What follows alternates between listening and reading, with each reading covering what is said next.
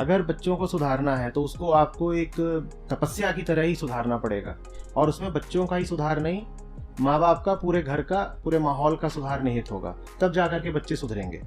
नहीं तो बच्चे ठीक वैसे ही निकलेंगे जैसे आजकल की आम संतानें निकल रही हैं। हम सोच लेते हैं कि अभी 2 साल का है, 4 साल का है, तो क्या फ़र्क पड़ता है, बच्चा ही तो है। आपको 9 या 10 वर्ष किसी चीज़ का अभ्यास करा दिया जाए, सोचिए कितने ज़्यादा होते हैं 9-10 वर्ष, तो उसके बाद फिर एक ढर्रा बंध जाता है भीतर, बदलेगा नहीं आसानी से। ये सूचना प्रौद्योगिकी का युग है, इसमें सूचना पहुंचनी तय है चारों ओर से, किसी के भी कान तक, आंख तक, मन तक। तो बहुत सावधान रहना होता है कि बच्चों तक क्या चीज़ पहुंच रही है। हम उसको ले जा करके शादियों में डीजे पर नचा देते हैं, क्या कि बच्चा घर में लेटा हुआ है, सोया है या खेल रहा है, हम पीछे से पंजाबी रैप बजा देते हैं, तब हमको लगता है कोई फ़र्क नहीं पड़ गया, बल्कि क्यूट लगता है बच्चा उस पर अगर नाचना शुरू कर दे तो। बच्चे ने कहीं सुना होगा ना पहले, तब तो उसकी रुचि जागृत हुई, या अचानक बैठे बैठे एक दिन बोलता है कि इस तरह की चीज़ होती है, मुझे यही सुनना है, मेटल सुनना है, हिप हॉप सुनना है, ऐसे बोला उसने, ऐसे बोला। तो पहले उसने पूरी खुराक ली है ना, वो खुराक उसको जब मिल रही थी तब हम क्या कर रहे थे, और वो खुराक उसको पसंद आएगी, क्योंकि जो संगीत है वो रचा ही जाता है मन को उत्तेजित करने के लिए। वो मसालेदार है, जबान को मसाला पसंद आ जाता है। वो संगीत आपसे ध्यान नहीं मांगता, बल्कि वो आपको नशा देता है। और हमारे भीतर कौन बैठा है? एक जानवर जिसको नशा बहुत पसंद है। जैसे 9 साल लगे हैं उनको एडिक्टेड होने में, वैसे ही कम से कम कुछ साल लगेंगे वो नशा छुड़ाने में। और नशे की लत लगने की प्रक्रिया बड़ी रटीली होती है, किसी चिकनी सतह की तरह।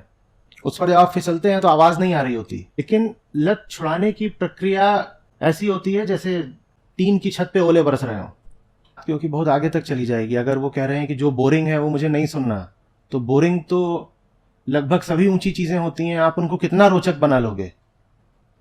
अगर उनको भजन बोरिंग लगते हैं और इस कारण नहीं सुनना है, तो फिर गणित भी कैसे पढ़ेंगे, विज्ञान भी कैसे पढ़ेंगे। आप विज्ञान को कितना भी मोहक बनाने की कोशिश कर लें, वो आवारगी का मुकाबला नहीं कर सकता। तुम न्यूटन्स लॉज को कितना मनोरंजक बना सकते हो भाई, गणित के सूत्रों को या समीकरणों को तुम चुटकुला बना के प्रस्तुत कर पाओगे क्या? यहां पे तो काम अभिभावकों का है कि बच्चों में ये मूल्य डालें कि कुछ बोरिंग, उबाऊ लगता भी हो तो कोई बात नहीं, मनोरंजन बड़ी बात नहीं है, मन का निर्माण बड़ी बात है। नहीं तो ये जो मूल्य है वो बहुत दूर तक जाएगा और जीवन को नष्ट करेगा। बच्चे अभी थोड़े और बड़े होंगे, उनकी बॉयफ्रेंड गर्लफ्रेंड करने की उम्र आ जाएगी, तो तुरंत उसको पकड़ लेंगे जो सबसे ज्यादा मसालेदार होगा, क्योंकि वही मूल्य व्यवस्था तो वहां भी काम करेगी ना। ये तो श्रम करना पड़ेगा, देखना पड़ेगा घर का माहौल बहुत मसालेदार है क्या। कुछ बातों का बच्चों को घर में पता नहीं लगने देना चाहिए।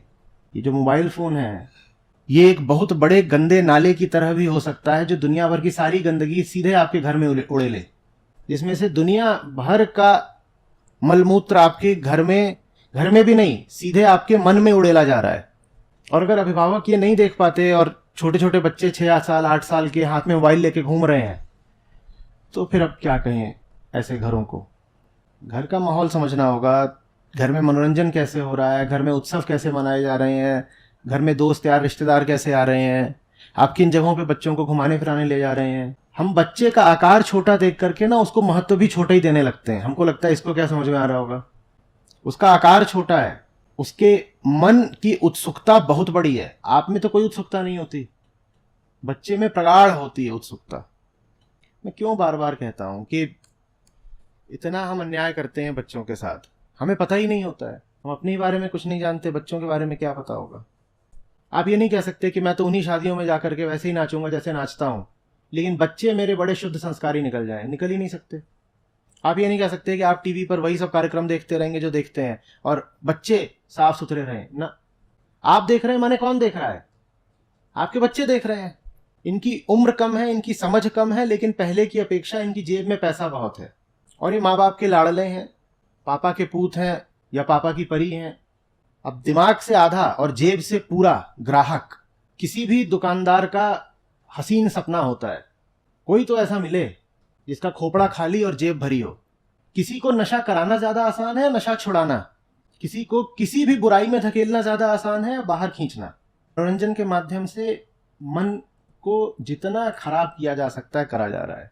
अब मैं कैसे समाधान दे दूं कि घर के बच्चे भर ठीक हो जाएं और बड़े ठीक ना हो या बड़े वैसे ही रहे आए? बच्चों तक तो बड़ों से ही पहुंची है ना चीज, और बड़ों तक समाज से पहुंची है। जो थोड़ी पुरानी पीढ़ी है उन्होंने तो गलती करी है, पर जो वर्तमान पीढ़ी है उसके साथ तो अन्याय हो रहा है।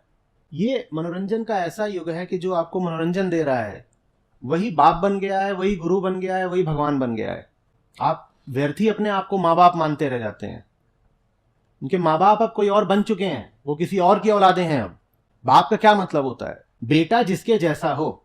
उनका तो अब सब कुछ यही मनोरंजन करने वाली सेलिब्रिटीज जैसा है, तो वो किसकी औलादे हुए? आपके घर में किस तरह का माहौल है कि कुछ भी चल रहा है? इन कुछ बातों पे गौर करिएगा। आपकी गाड़ी में क्या बज रहा है, आपके फोन में क्या बज रहा है, कॉलर ट्यून, रिंगटोन, ये सब। आपके टीवी पे क्या चल रहा है। यहां तक ध्यान देना होता है कि आप किसी रेस्टोरेंट में खाना खाने गए हैं तो वहां भी क्या बज रहा है। माँ बाप होना बच्चों का खेल नहीं।